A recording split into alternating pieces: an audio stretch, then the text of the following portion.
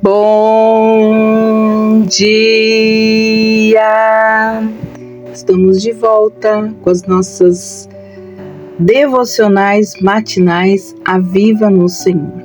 Estamos buscando lado a lado o avivamento. E é sobre esse assunto que nós estamos falando e falando sobre os profetas do avivamento. As condições para um verdadeiro avivamento e quais são os obstáculos para o pleno avivamento. Hoje eu quero falar sobre o profeta Isaías e o avivamento. Nós temos muitos textos, neste livro, mas hoje eu quero falar sobre o capítulo 6 de Isaías, que ela é uma passagem muito relevante quando a gente fala sobre avivamento. Como nós sabemos, Isaías tem uma visão. Isaías vê o Senhor assentado em seu trono, rodeado por serafins que clamavam: Santo, Santo, Santo é o Senhor dos exércitos, e toda a terra está cheia da sua glória. Logo, ele percebe a sua impureza. Um serafim então vem e toca a sua boca com uma brasa viva, purificando e permitindo então que Isaías logo ouça a voz de Deus perguntando: a quem enviarei? E quem há de ir por nós? E Isaías responde: eis-me aqui, envia-me a mim. Essa passagem, ela destaca assim essa necessidade de nós termos uma consciência do caráter santo de Deus e também da importância da nossa purificação pessoal como um pré-requisito para esse avivamento genuíno que nós estamos buscando. O avivamento, como nós já falamos, é um despertar espiritual que traz vida e traz um ânimo novo para a igreja, e tudo isso sempre será guiado pelo Espírito Santo de Deus.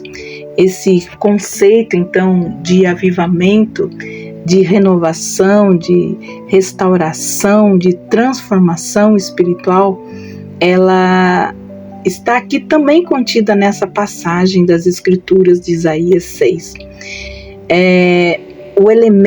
Os elementos aqui do avivamento, primeiro é a visão que Isaías teve da santidade de Deus.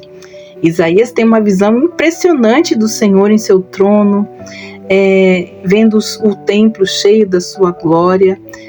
Então aqui, neste momento, esse elemento da gente saber e entender que Deus é um Deus santo.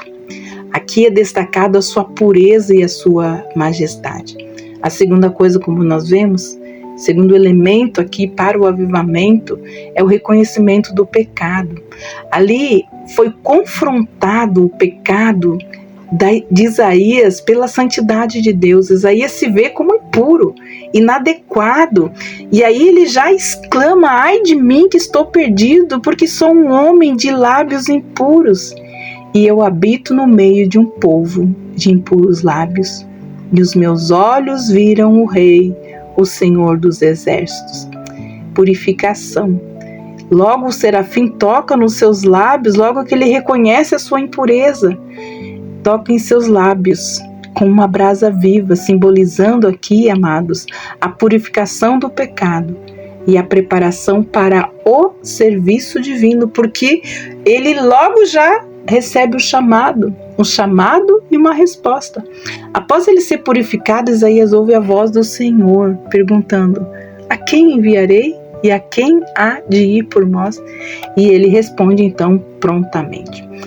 Então, as aplicações práticas aqui desse avivamento. Primeiro, a busca pela santidade. Ela começa com uma nova visão da santidade de Deus. Começa com um desejo ardente de viver em conformidade com esta santidade. Um arrependimento, a confissão. Experimentar um avivamento pessoal e comunitário, tem que haver arrependimento e confissão. Nós estamos vendo todos os profetas do avivamento, todos eles passam por esses elementos. Aqui tem um elemento novo, né? Nesse capítulo 6 de Isaías, que é a disposição, logo depois dele ser, então, ali purificado do seu pecado, a disposição para servir ao Senhor. Um coração avivado, ele está sempre pronto para responder ao chamado de Deus. Interessante que ele só ouviu a voz de Deus logo depois de ser purificado. E aqui foi independente do custo de desafio que ele teria.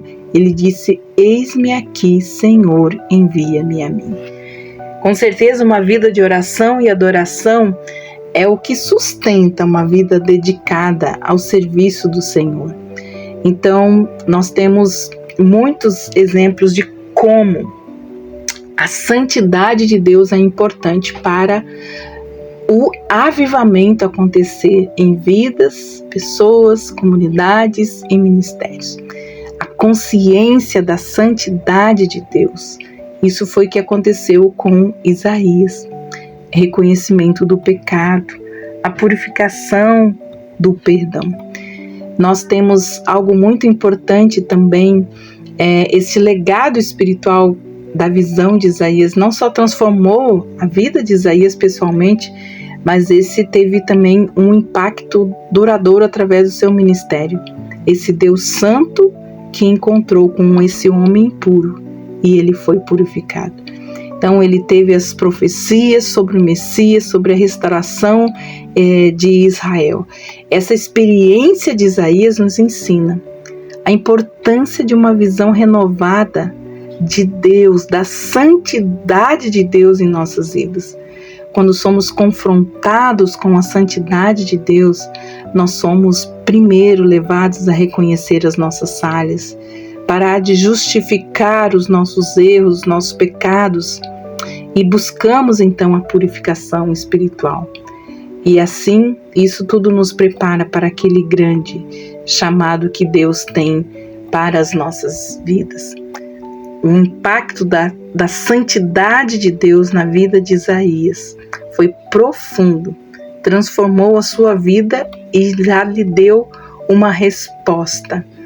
Amados, nós precisamos também entender que nós podemos buscar o avivamento, mas nós só podemos encontrá-los quando nós entendemos quão é importante guardarmos a santidade de Deus em nossas vidas, cultivar uma relação constante com esse Deus santo.